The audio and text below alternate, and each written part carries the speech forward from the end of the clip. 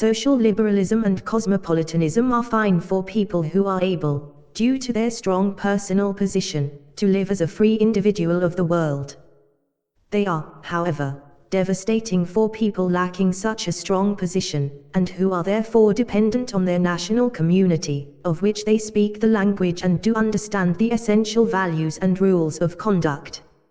We should not strive for a separated, autonomous international society, hovering over all national communities, only accessible for a small part of the people, the ones who are already very wealthy and privileged. If nationalism is no longer allowed as a concept to create a mutual bond between all people of a nation, then we will face a disintegration of solidarity between the upper class, middle class and lower social class within current nation states.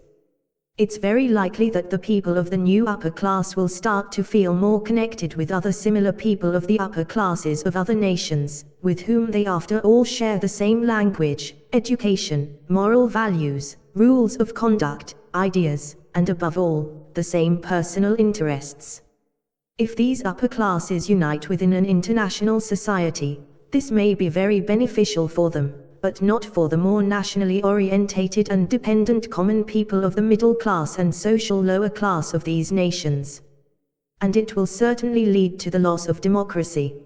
We, Sarah and I, do not want to live in such a world, where we, the common people, have no say whatsoever, where we are ruled as cattle by a small elite looking from above after our interests independently and that decides when it's time for one of us to go to the slaughtering table so as to make the required sacrifice, which, surely, is propagated to be for the benefit of all, the greater good, but which in practice will result in an even more privileged position of those ruling over us. Do not think that the current elites are different than the ones before. They are not. As soon as we no longer have democratic tools to control them, they will just as well abuse their power for their own personal gain, if need be by providing yet another ideological fairy tale to justify their supremacy, exaggerated personal freedom and enormous wealth. We, Sarah and I, think that we should at least have something to say also about the organization of the society in which we actually live and in which we have to realize our dreams and desires too. To our opinion, the political standpoints of the Party for Freedom are complying with that stand the most, although we do not agree with Wilders' more extreme views, like banning the Quran or prohibiting the building of new mosques.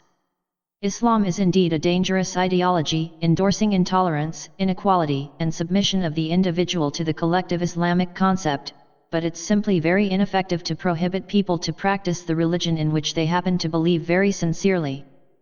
Islam has to develop itself to a more moderate form compatible with an open liberal society consisting of a mixed population, not just ethnical and religiously mixed, but also in regard to everyone's personal world and life view, a liberal society where everyone is allowed to do as he pleases as long as he is not harming the equally valuable rights of others in the process.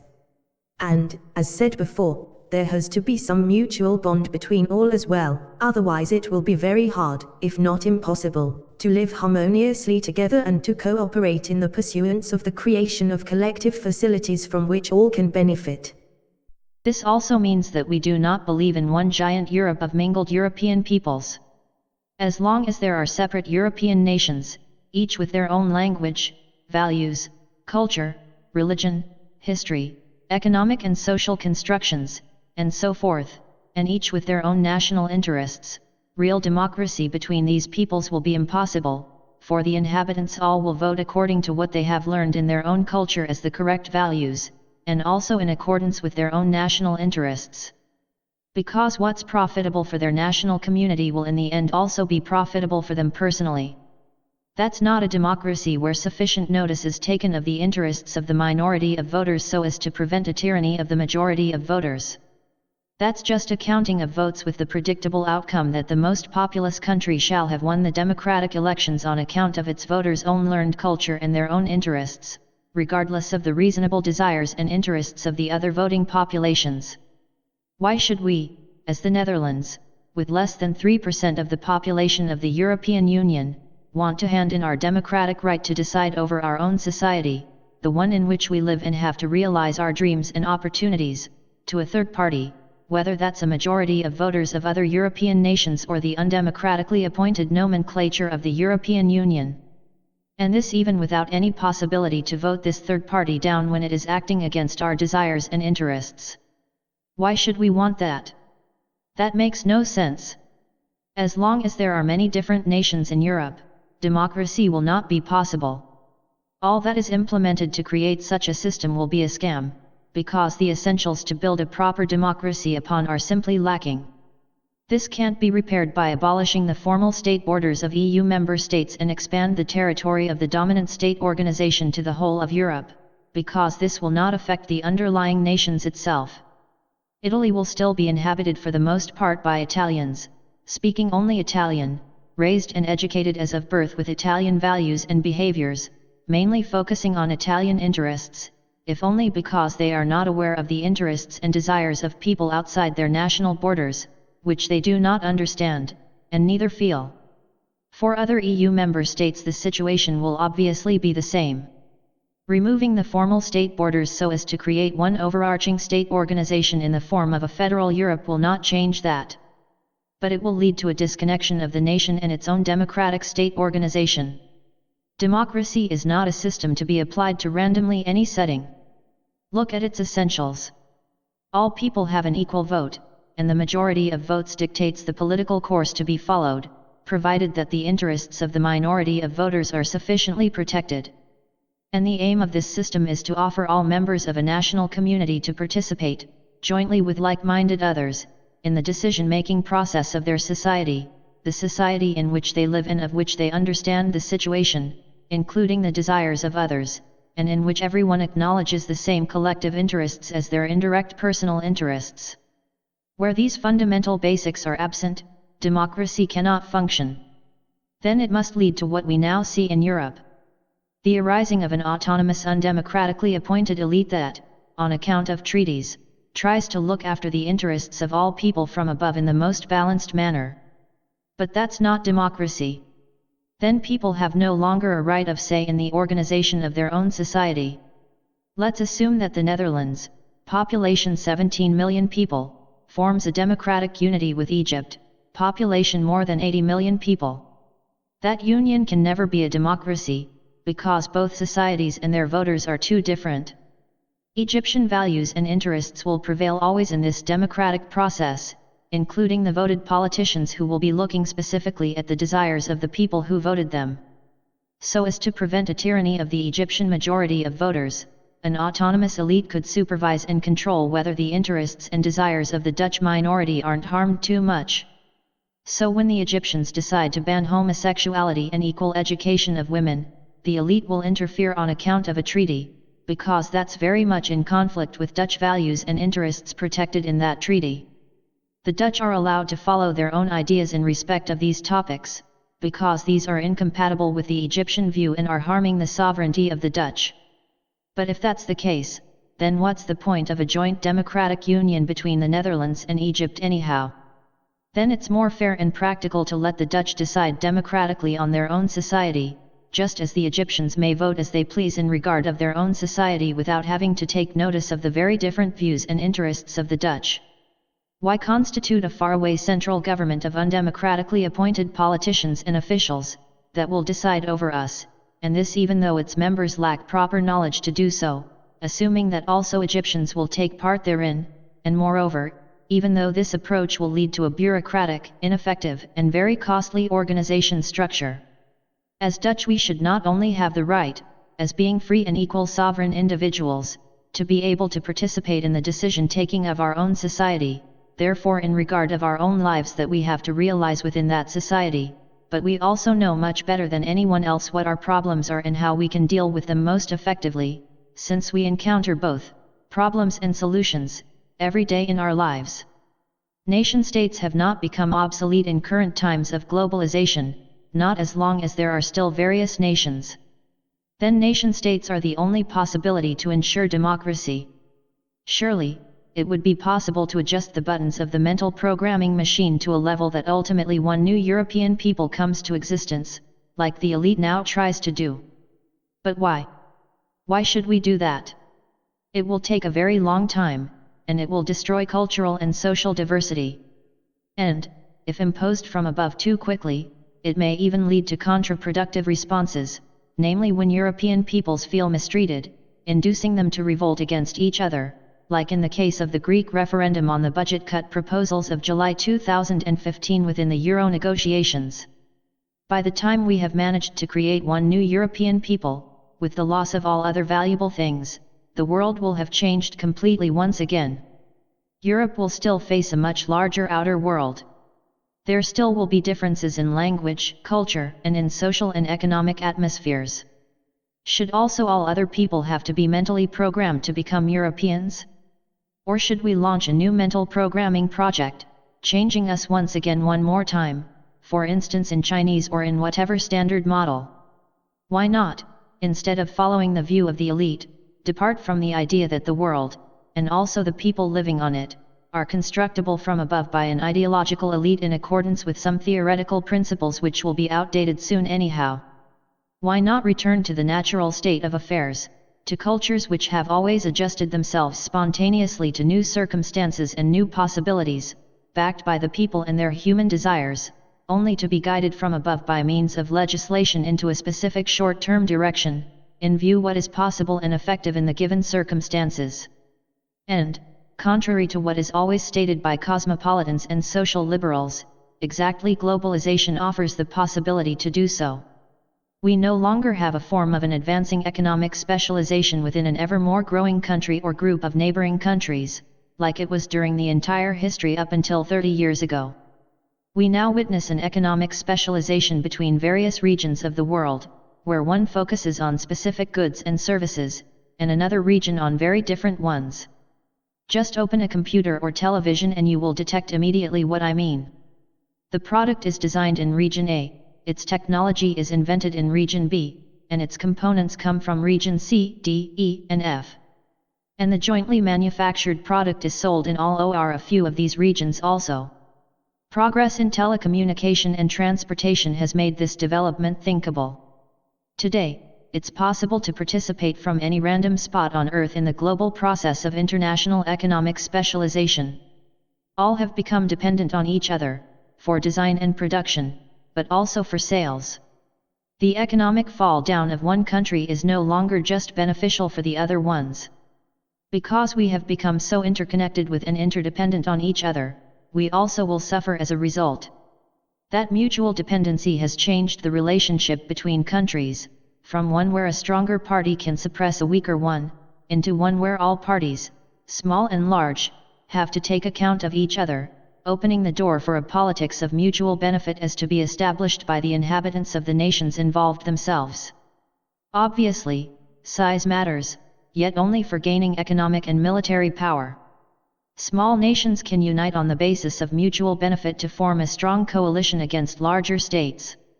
This course has been followed throughout history. The European Economic Community and NATO are nice examples thereof of modern times. It's not necessary at all to hand in your democratic rights just so as to be able to sell a sack of potatoes. Never has it occurred in history that an elite has successfully executed from above, by means of legislation, education, and propaganda, the creation of an artificial unity between the different nations within one state organization, and there where they have tried to do so, like for instance in ancient Rome, the Soviet Union, former Yugoslavia, Rwanda, and Iraq, it has failed completely, with terrible, terrible results. The future should be a world of cooperating independent nation-states, entering into separate relationships with other nation-states, yet always on the basis of mutual benefit, and backed by their own citizens, who will decide what is desirable or needed against the background of their own circumstances and possibilities.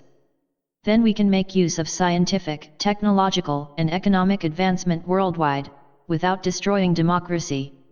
Or do you think that the common people of less developed countries will profit from a development due to which a small internationally orientated elite claims to run the entire world for the benefit of all? I don't believe that this will be true. And there are no reasons to assume that it will be true this time. So that we... Sorry, Doris, I have to intervene now. You are trotting on already, and we only have just begun with our video presentations. Let's return to the subject of this video and leave these other items to other videos. Okay, you are right. I became a bit too passionate. You know that's one of my bad habits. But you can forgive me, can you? Sure, darling, always. Now tell something about yourself. All right. Let's see where to begin. Professionally, I'm a small independent and self-reliant entrepreneur. I have my own shop in the center of the city, selling trinkets and delicacies that I make myself at home. I have no employees, so I have to do everything myself, working 50 hours a week at the store, and 20 hours a week at home. On Fridays, Sundays, and Wednesdays I make my delicacies in the kitchen of our house. Although I work very hard, I can barely manage financially, so every day it's a challenge to make ends meet. My baby, Sarah, helps me where and when she is able to. But she has a job of her own, taking a lot of her time and energy already. Now it's your turn, Sarah. Show something of yourself. I work as a caretaker, looking after old people who are still living independently, but cannot manage anymore without regular assistance. Although Doris usually earns a higher income than I, we could not survive without my salary. 3 times a week I try to run a couple of kilometers to keep in shape and to release my mind. Doris and I have the same political views. I don't know whether that's a coincidence or whether this is the result of the same circumstances with which we have to cope and that may have shaped our ideas. Maybe we are just soulmates, meant for each other. I like to think it's that. Just for fun, but with serious intentions, we decided to launch this website, so as to present another view than the one you always hear from the establishment in national newspapers and on national TV. The discussion about Black Pete, in Dutch Zwarte Piet, was the straw that broke the camel's back. How can it be that a small group of less than 100 people, actively involved in the manipulation of public opinion and backed by the media and other institutions of the establishment, can enforce what 14 million people may and may not think, and this against the will of the latter, while in reality no racism is involved at all? And although the Beatles sang, let it be, we have no intention to do so. Somewhere it has to stop. At some point, ordinary citizens should have a say just as well about the organization of their society. A society in which they live to, and in which they have to fulfill their dreams also. It's not right that a small group of people has all the power, just because they abuse the principles of an overly extreme applied ideology for their own purposes and are in a position to do so and are rejecting any binding referendum that could change the situation, while the vast majority of people has no influence at all, not even by virtue of democratic elections. You may ask yourself why we have chosen to make a website in English. We believe that the unfairness we face in the Netherlands is not typical for our country, but part of a much larger development, which means that it must apply to other Western European countries too. Maybe, by expressing our views in a language more people can understand, it's possible as common European people to unite forces.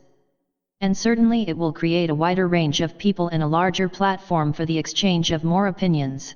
So, we, Doris and I, hope that you will look at our videos and, if you feel the desire or need, will send your comment to us. Comments will be shown on the website, therefore for all to see.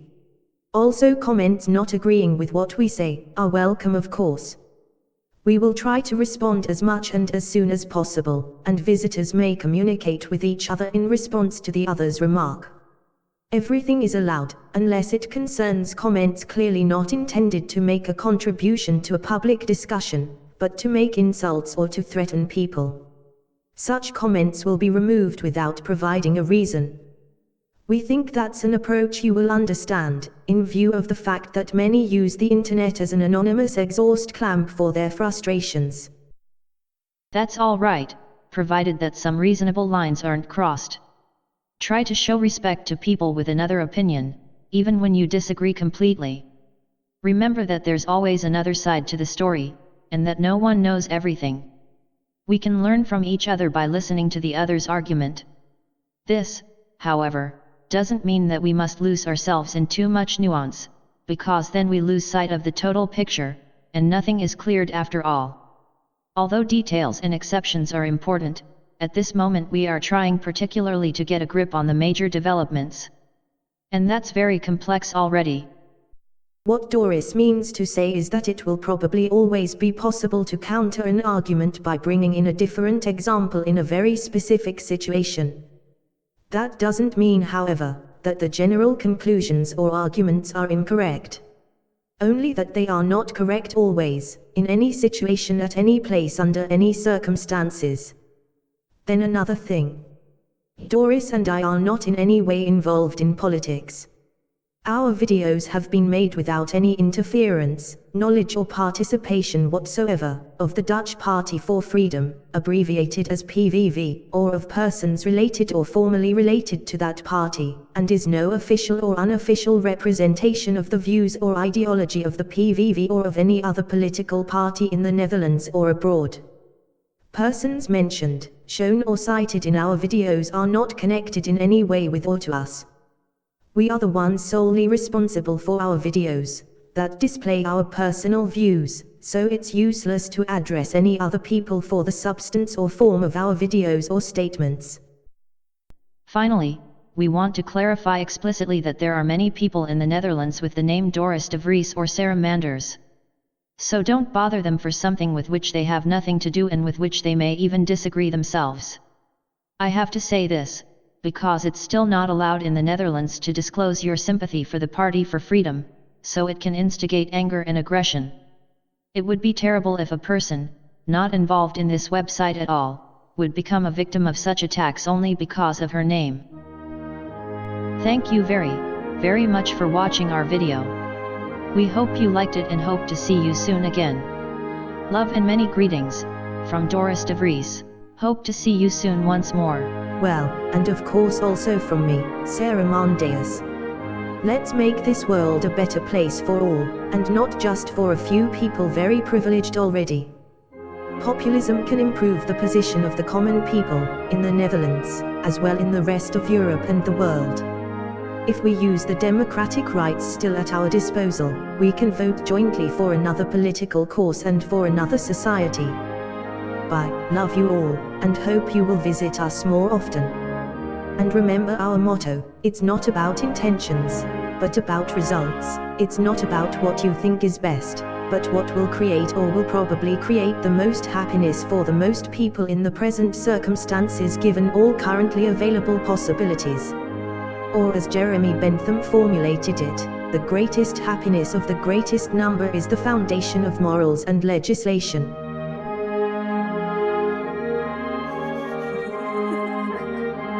It's hot in here. Yes, it is. And, to be honest, I'm getting very horny. Let's go upstairs. All right, yeah, now you're talking.